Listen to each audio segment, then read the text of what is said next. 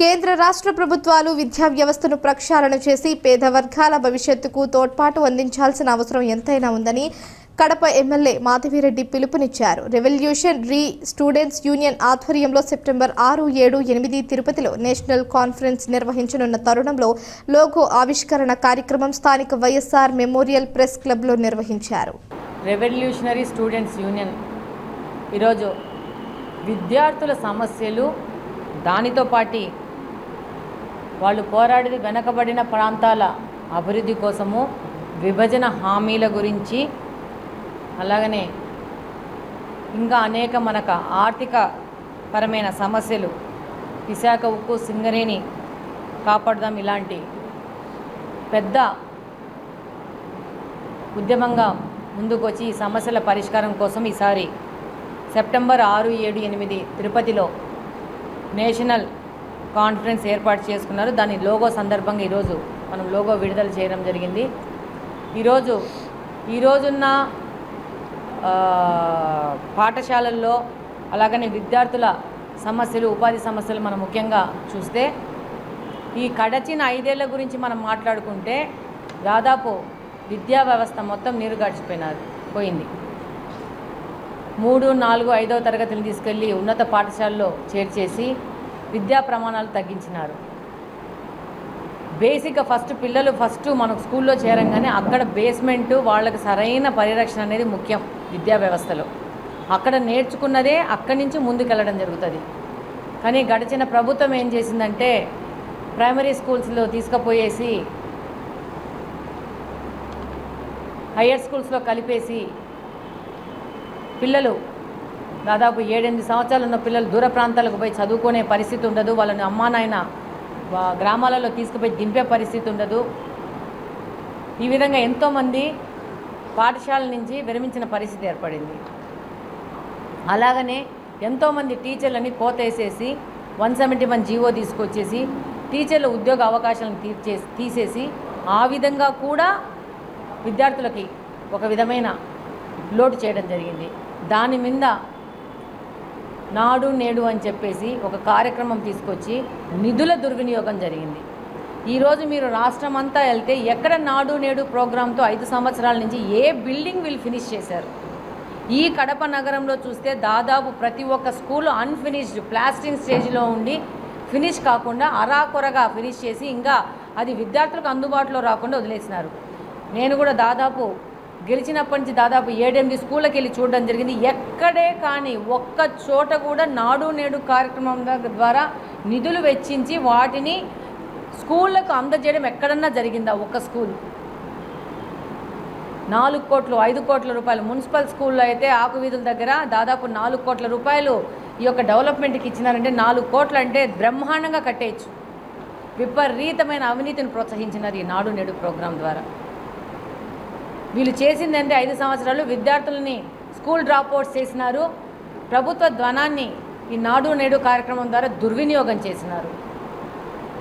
School కమిటీలలో కూడా రాజకీయ యొక్క వాళ్ళని ఇన్వాల్వ్ చేసేసి రాజకీయాలకు స్కూళ్ళల్లో కూడా ఎంట్రీ చేసేసినారు.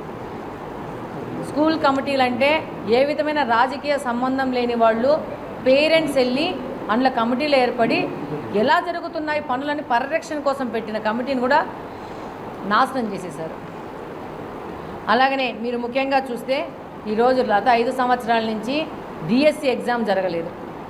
ఎంతమంది నిరుద్యోగులు చాలా అసంతృప్తితో ఉన్నారు. ఈరోజు తెలుగుదేశం ప్రభుత్వం రావడము, ఇమీడియట్గా మెగా డిఎస్సిని ప్రకటించడము, దాని ద్వారా ముందుకు పోవడం కూడా జరుగుతూ ఉంది. కంప్లీట్గా ప్రక్షాళన చేసి విద్యా వ్యవస్థని మళ్ళా దాన్ని గాడిని పెట్టాల్సిన అవసరం ఉంది. ఇంకా ఇందాక మాట్లాడినారు పెద్దలు, పెద్ద స్కూళ్ళల్లో కాలేజెస్లో ఓన్లీ ధనవంతులకే అవకాశం ఉంది అంటున్నారు. బట్ దాని నుంచి నేను ఏకీభవించను. ఎందుకంటే ఈ యొక్క కౌన్సిలింగ్ మెథడ్స్లో నేను కూడా ఫేస్ చేసినాను. దాదాపు ప్రతి ఒక్కటి ఆన్లైన్ కౌన్సిలింగ్ అయిపోయింది. ఇప్పుడు ఈవెన్ ఇక్కడ ఉన్న డిగ్రీ కాలేజ్, జూనియర్ కాలేజ్లో అడ్మిషన్స్ కూడా ఆన్లైన్ అయ్యాయి. కంప్లీట్గా ఆన్లైన్లో మనం అప్లై చేసుకుంటే మన మార్క్స్ కంటే తక్కువ వచ్చిన వాళ్ళని సీట్ ఇస్తే ఎవరైనా ఎక్కడైనా క్వశ్చన్ చేసే విధానంలో అడ్మిషన్స్ ఉన్నాయి. మెయిన్ ప్రాబ్లం ఏమొస్తూ ఉందంటే ఈ యొక్క అడ్మిషన్స్ అయిన వాళ్ళకి ప్రాపర్ టీచింగు, స్కిల్ ఉన్న టీచర్లను ఎంపిక చేసుకొని లోటుగా ఉన్న టీచర్లను ఫిల్ చేసుకోవాల్సిన అవసరం ఉంది. అంటే దాంట్లో క్వాలిటీ ఆఫ్ ఎడ్యుకేషన్ పెంచాల్సిన అవసరం ఉంది. నీట్ గురించి మాట్లాడినారు. నీట్లో ఇలాంటి అవకతవకల వలన విద్యా వ్యవస్థ మీద ఒక రకమైన అనుమానం ఏర్పడిపోతోంది. కానీ నీట్ అనేది ఒక మంచి ఎగ్జామ్. ప్రాపర్గా జరిగితే ఎక్కడికక్కడ ఫిల్టర్ అయిపోయి అత్యంత నాణ్యత ఉన్న వాళ్ళు పైకి వస్తారు. దాంతోపాటు మనకున్న స్పెషల్ రిజర్వేషన్స్ వల్ల ఆర్థికంగా వెనకబడి ఉన్న వాళ్ళకి, వర్గాలకి, కులాలకి ప్రాధాన్యత డెఫినెట్గా ఉంది.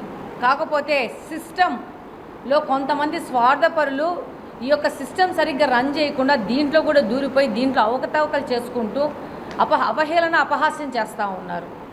దీనికి కావాల్సింది ఏంటంటే ఇలాంటి అవకతవకలు చేసే వాళ్ళ మీద లా కఠినంగా వ్యవహరించాల్సిన అవసరం ఉంది. ఒక 10 సంవత్సరాల క్రితం ఇలానే నీట్ ఎగ్జామ్లో కూర్చొని దొంగంగా రాసి పట్టుబడిన వాళ్ళు ఇక్కడ ఎక్కడున్నారు అంటే వాళ్ళు శిక్ష అనుభవిస్తున్నారా, లేకపోతే చట్టాల్లోని లొసుగులు చూసుకొని బయటకు వచ్చి బయట తిరుగుతున్నారనేది మనం గమనించాల్సిన అవసరం ఉంది. కాబట్టి కావాల్సింది చట్టాలు కఠినతరం అవ్వాలి. ఎప్పుడో అప్పుడు చేసిన చట్టాలు ఇప్పటికీ అవుతాయంటే టెక్నాలజీ పెరిగిపోయింది, జనాభా పెరిగిపోయింది, స్వార్థపరులు పెరిగిపోయినారు. కాబట్టి చట్టాలను మార్చాల్సిన అవసరం ఉంది. సో లాను పటిష్టంగా చేయాల్సిన అవసరం ఉంది. ప్రతి ఒక్కటి మేనేజబుల్ అనే ఆలోచన ఉంది. ఇప్పుడు నా దగ్గరికి ఎంతోమంది వస్తారు, ప్రతి ఒక్కటి మేనేజబుల్ అని వస్తున్నారు. ఈరోజు నేను చెప్తున్నాను ప్రతి ఒక్కటి మేనేజబుల్ కాదు, ఇక్కడ మనం చెప్పలేమంటే కూడా వాళ్ళు అసంతృప్తికి గురవుతున్నారు. ఎమ్మెల్యే దగ్గరికి వెళ్తే ఎమ్మెల్యే చెప్పట్లేదని, కొన్ని చెప్పలేము, కొన్ని చెప్పడానికి అవ్వదు, చెప్పినా కూడా అవ్వదు. చెప్పి ఆ సిస్టమ్ని డిస్టర్బ్ చేయాల్సిన అవసరం కూడా ఎవరికి లేదు. సో కాబట్టి కొన్ని చోట్ల మేము ఇన్వాల్వ్ కామని చెప్తున్నాం. అట్లా చెప్పేవాళ్ళు పెరగాల. తోటి సిస్టమ్ ప్రాపర్గా వర్క్ చేయాలని చెప్తే కొన్ని విషయాల్లో కొంతమంది ఇన్వాల్వ్మెంట్ ఉండకూడదు. సో క్లియర్గా మేము కూడా చెప్తున్నాను, మీరు కూడా ఈ విధంగా ముందుకు పోండి. ఎగ్జాక్ట్గా యాక్చువల్గా ఏముంది అనేది ఈ యొక్క డిస్కషన్లో కూర్చొని మాట్లాడాల్సిన అవసరం ఉంది. స్టూడెంట్స్లో కూడా ఇలా జరిగిపోతుంది, అలా జరుగుతుంది అపోహలు కూడా సృష్టించకుండా ఎగ్జాక్ట్లీ ఇప్పుడు ఏం జరుగుతుంది దాని మీద మనం ముందుకు పోవాలి. డెఫినెట్గా కేంద్ర ప్రభుత్వం కానీ రాష్ట్ర ప్రభుత్వం కానీ ఒక ఉమ్మడి ప్రణాళిక ద్వారా పాఠశాల, ఒక విద్యాశాఖను వీటన్నింటినీ రెవల్యూషనరీ మెథడ్లో వాటిని డెవలప్ చేసుకోవాల్సిన అవసరం ఉంచింది. ఇంకా స్కిల్ సెన్సెస్, చంద్రబాబు నాయుడు గారు వచ్చారు స్కిల్ సెన్సెస్ చేయాలని చెప్పేసి, ఈ స్కిల్ సెన్సెస్ మీద మనకు ముందు పోవాల్సిన అవసరం ఉంది. అప్పుడే మనకు దేశం అభివృద్ధి చెందుతుంది, దాంతోపాటు మనం కూడా అభివృద్ధి చెందడానికి అవకాశం ఉంటుంది. స్కిల్ సెన్సెస్ మీద మీరు ఈ డిస్కషన్లో మాట్లాడాలి. డెఫినెట్గా స్కిల్ సెన్సెస్ కోసం చేయాల్సిన చర్యల కోసం మీరు కూడా డిమాండ్ చేయాల్సిన అవసరం ఉంది. దీంతోపాటు పేద, బలుగు, బలహీన వర్గాల కోసం స్టడీ సర్కిల్స్ కంపల్సరీ ప్రభుత్వం ఏర్పాటు చేయాలనేది నా అభిప్రాయము. ఆ విధంగా కూడా మీరు కూడా ఆ విషయం మీద డిస్కస్ చేసుకోండి రేపు వచ్చి ఈ యొక్క కాన్ఫరెన్స్లో. అదే ఈ యొక్క కార్యక్రమానికి నన్ను పిలిచి, సార్ని పిలిచి ఈ యొక్క లోగో ఓపెనింగ్కి పిలిచినందుకు చాలా ప్రత్యేక ధన్యవాదాలు. డెఫినెట్గా మీరు ప్రొడక్టివ్గా, పాజిటివ్గా ఈ డిస్కషన్స్ చేస్తారని హోప్తో అందరికీ ధన్యవాదాలు.